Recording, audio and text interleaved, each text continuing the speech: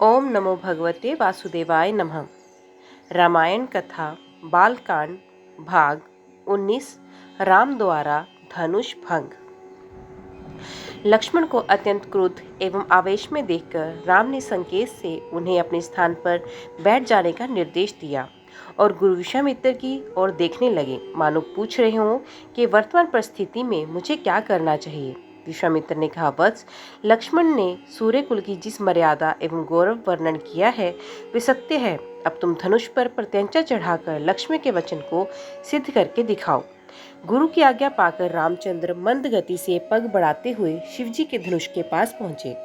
राम को धनुष की ओर आते जाते देख सीता और उनकी सखियां तथा जनकपुरी के समस्त दर्शकगण अत्यंत प्रसन्न हुए, किंतु उनकी प्रसन्नता को संशय ने घेर लिया। वे सोचने लगे, जब विश्व विख्यात शक्तिशाली राजा और राजकुमार इस शिवजी के धनुष को हिला नहीं सके, तो राम जैसे राजकुमार किशोर पिनाक की प्रत्यंचा चढ़ाने में कैसे सफल हो सकेंगे। सीता भी मन ही मन परमात्मा से प्रार्थना करने लगी कि हे सर्वशक्तिमान, इन्हें इनके उद्देश्य में सफलता प्रदान करने की दया कीजिए। मेरे हृदय भी इनकी ओर आकर्षित हो रहा है, अति इसकी लाज भी आपको ही रखनी है। हे प्रभु, आप अपनी अद्भुत शक्ति से इस धनुष को इतना हल्का कर दीजिए कि ये सरलता से उनके द्वारा उठाया जा सके। धनुष के पास पहुंचकर राम ने धनुष को बीच से पकड़कर सरलता के साथ उठा लिया और खेल ही खेल में उस पर प्रत्यंचा चढ़ा दी। प्रत्यंचा चढ़ाकर ज्यों ही उन्होंने धनुष की डोर पकड़कर कान तक खींची, त्यों ही वे धनुष भयंकर शोर मचाता हुआ तड़तड़ाकर टूट गया। उस नाद से अधिकांश दर्शक मूर्छित होकर भूमि पर गिर पड़े। सिर्फ विश्वामित्र, राजा जनक, राम, लक्ष्मण आदि कुछ ही ऐसे लोग थे जिन पर इस भयंकर स्थिति का कोई प्रभाव नहीं पड़ा।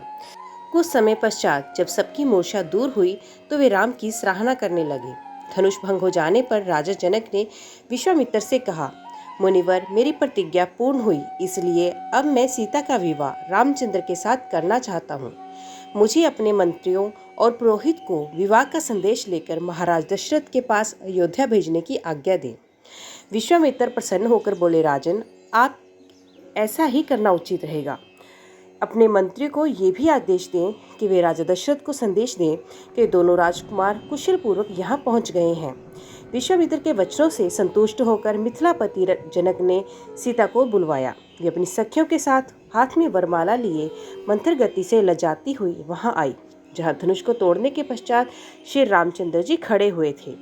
सखियों ने मंगल गान प्रारंभ किया और लज्जा, संकोच एवं हर्ष के भावों से परिपूर्ण सीता जी ने धीरे से श्री राम के गले में वरमाला डाल दी। जय श्री राम। भाग 20। अयोध्या में तैयारियां। मिथिलापुरी से अयोध्या तक का मार्ग 3 दिनों में तय करके महाराज जनक के मंत्री राजा दशरथ के दरबार में पहुंचे। रतन जटित सिंहासन पर विराजमान महाराज दशरथ का सादर अभिवादन करने के पश्चात मिथिला के मंत्री ने कहा, हे राजन, मिथिला नरेश ने आपका कुशल समाचार पूछा है और महर्षि विश्वामित्र की आज्ञा से उन्होंने आपके पास ये संदेश भिजवाया है कि समस्त संसार को ज्ञात है कि मिथिला के राजा जनक की पुत्री सीता अत्यंत रूपवती, लावण्यमयी एवं समस्त सद्गुणों से संपन्न है। राजा जनक ने अपने यहाँ एक यज्ञ किया था। उसमें उन्होंने ये प्रतिज्ञा की थी कि जो कोई भी भगवान शंकर के विख्यात धनुष पिनाक पर प्रत्यंचा चढ़ा देगा, उसके साथ वे राजकुमारी सीता का विवाह कर देंगे। उस यज्ञ में महामुनि विश्वामित्र, राम और लक्ष्मण दोनों राजकुमारों के साथ जनकपुरी पधारे। राम ने धनुष पर प्रत्यंचा ही नहीं चढ़ा दी, बल्कि उस धनुष के 2 टुकड़े भी कर दिए। इस प्रकार उन्होंने अपने अद्वितीय पराक्रम से सीता को प्राप्त किया है। अतः राजा जनक के ने आपसे सादर अनुरोध करते हुए ये संदेश भिजवाया है कि आप अपने समस्त परिजनों, बंधु बांधवों, मंत्रियों एवं पुरोहितों तथा गुरु वशिष्ठ के साथ शीघ्र बरात लेकर मिथिला पधारने की कृपा करें, ताकि राजकुमार श्री रामचंद्र के साथ सौभाग्य लक्ष्मी सीता का विवाह वैदिक रीति से संपन्न हो सके और मिथिलेश कन्या के ऋण से उत्तीर्ण हो सके। इस शुभ संदेश को सुनकर महाराज दशरथ अत्यंत प्रसन्न हुए। राम लक्ष्मण की कुशलता एवं अद्भुत पराक्रम का समाचार सुनकर उनका हृदय विभोर हो गया। वे मंत्रियों से बोले, मंत्रीवर, हमारा हृदय राम और लक्ष्मण से मिलने के लिए बहुत व्याकुल हो रहा है, इसलिए आप शीघ्र ही परिजनों एवं दरबार के सभासदों के साथ जनकपुरी चलने की व्यवस्था कीजिए। समस्त बंधु बांधवों, राज्य के प्रतिष्ठित सेठ साहूकारों, विद्वानों आदि सबको बारात में चलने के लिए निमंत्रण पत्र भिजवाइए। सेनापति जी से कहिए कि वे शीघ्र चित्रंगनी सेना को तैयार होने का आदेश दें।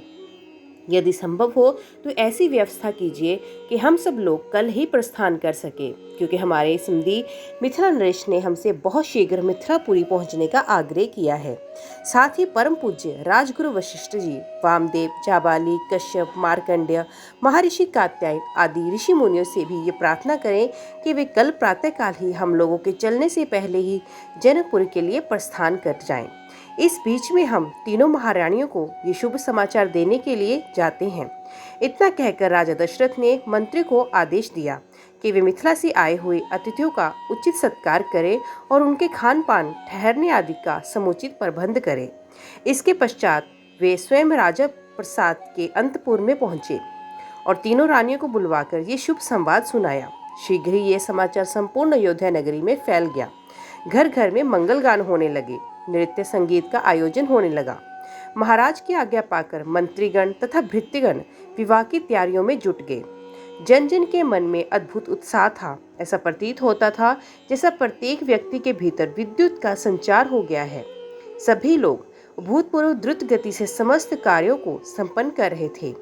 अर्धरात्रि होते होते चलने की सारी तैयारियां पूर्ण हो गई और दूसरे दिन दल बल के साथ राजा दशरथ रवाना हो गए। 4 दिनों तक चलने के पश्चात बारात मिथिलापुरी पहुंची। ये ज्ञात होते ही कि अयोध्या नरेश ऋषि मुनियों, मंत्रियों, परिजनों एवं अपनी संपूर्ण मंडली के साथ नगर के निकट आ पहुंचे हैं।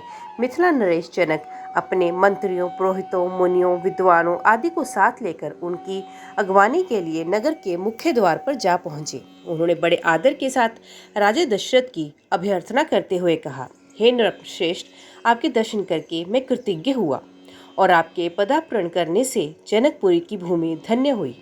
आपने सीता को अपनी कुलवधू के रूप में स्वीकार करके मेरे वंश को सम्मानित किया है।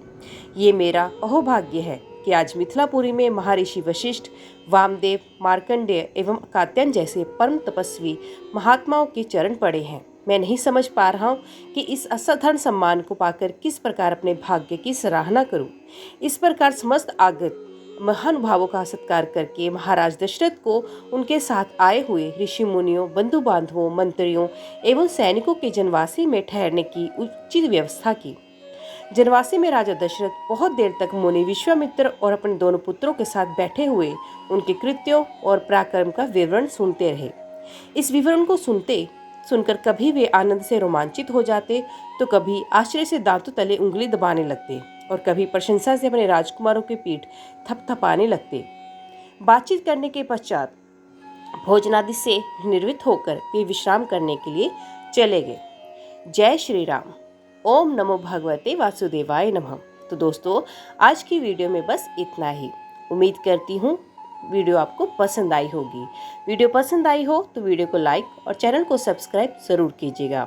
तो मिलते हैं अगले अध्याय के साथ। तब तक के लिए देखते व सुनते रहिए। जय मां कंजक, जय माता दी।